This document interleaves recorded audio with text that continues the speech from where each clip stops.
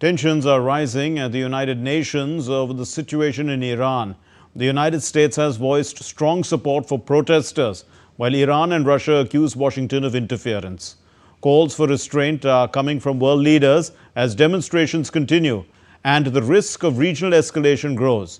DD India's Rahul Upadhyay has a report.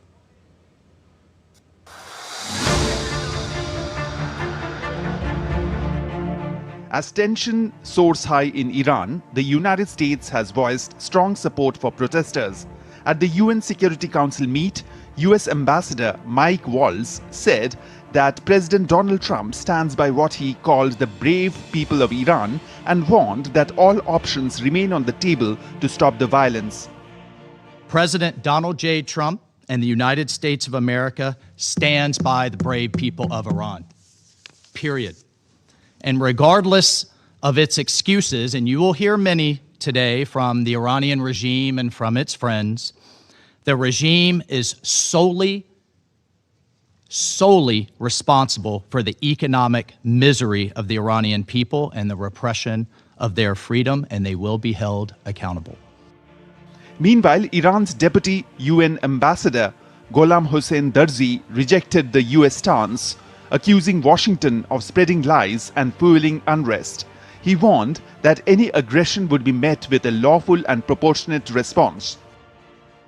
Any threat to use of force against the Islamic Republic of Iran under any pretext, including claims of protecting protesters or supporting the Iranian people, constitute a grave and manifest violation of international law and the UN Charter.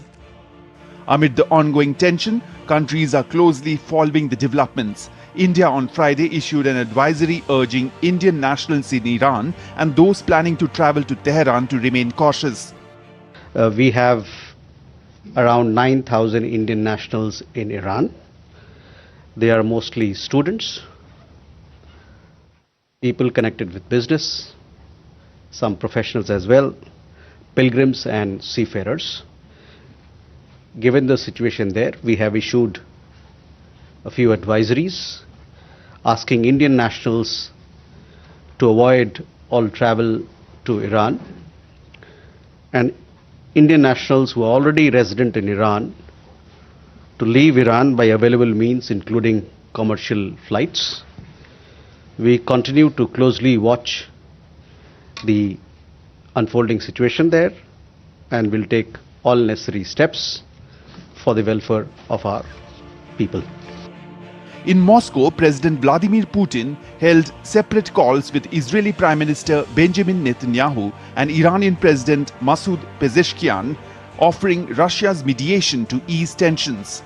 Kremlin said Russia is already assisting Iran and the wider region in promoting stability and peace.